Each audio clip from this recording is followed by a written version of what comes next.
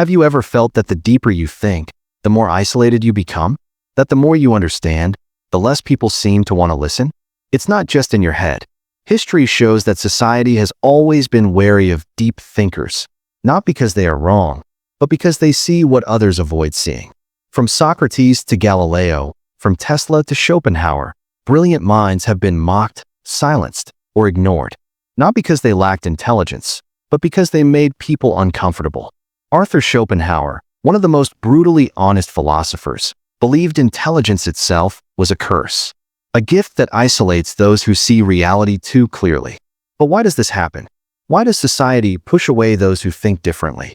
When you meet someone physically strong, you might admire them. When you meet someone rich, you may envy them, but you don't feel personally attacked. But meeting someone intellectually superior is different. Psychologists call it the mirror effect. A deep thinker doesn't just share ideas. They reflect back the limitations of those around them.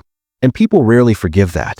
Even if a deep thinker says nothing, their presence can make others feel inadequate. Intelligence challenges our self-image in a way that strength or wealth does not. Strength, wealth, beauty, these are external.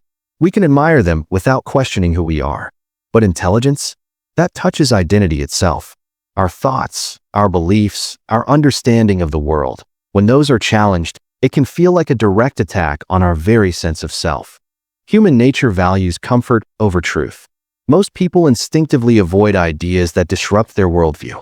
This is why charismatic but shallow thinkers often have more influence than nuanced intellectuals.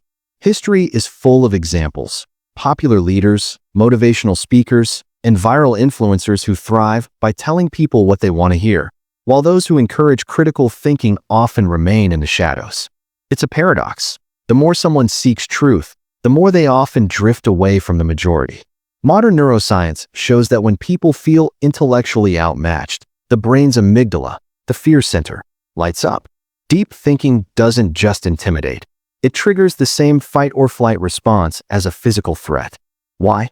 Because for most of human history, survival depended on belonging to the tribe, not outsmarting it. Challenging group norms risked rejection, and rejection meant danger. This instinct still lingers today. In a group, if someone feels outshined by a deep thinker, they may subconsciously undermine or exclude them to protect their own status. Psychologists have identified biases that make people resistant to intelligence. Dunning-Kruger effect. The less someone knows, the more they overestimate their understanding. Status quo bias. People prefer familiar ideas, even if they're flawed. Backfire effect. Confronting people with facts that contradict their beliefs often makes them double down instead of reconsidering. In the digital age, this problem is magnified. Social media rewards quick, emotional content over slow, reasoned discussion. Viral sound bites beat thoughtful analysis almost every time. Schopenhauer believed highly intelligent people live by the will to truth, an unstoppable drive to understand reality, even if it's uncomfortable. Most people live by the will to live, seeking pleasure, comfort, and security. This creates a deep divide. While the majority finds meaning in entertainment, social rituals, and simple pleasures, deep thinkers see these as distractions. They notice the illusions, the dishonesty, and the repetitive cycles of human desire, and it makes ordinary social interaction feel empty. Schopenhauer argued that the more you understand, the harder it is to ignore the flaws in the world, and the harder it becomes to find happiness in it. In his eyes, ignorance, not wisdom, is the real path to bliss. The pattern repeats across centuries. Socrates questioned common beliefs, taught people to think for themselves, and was executed for corrupting the youth. Galileo proved the earth revolves around the sun and was forced to deny his own discoveries under threat of torture. Nietzsche dismantled traditional morality and was dismissed as insane in his time. Tesla dreamed of free energy for all and died alone while others profited from his ideas. Alan Turing helped win World War II through code breaking, yet was persecuted for his personal life. Hypatia of Alexandria taught reason and science and was murdered by those who saw her as a threat. Their work now shapes our world. But in their own lifetimes, they were met with resistance, ridicule, or violence. If you think deeply, you are not doomed to isolation, but you must learn where to place your energy. Not everyone is ready for deep conversations, Save your most profound thoughts for those who can appreciate them.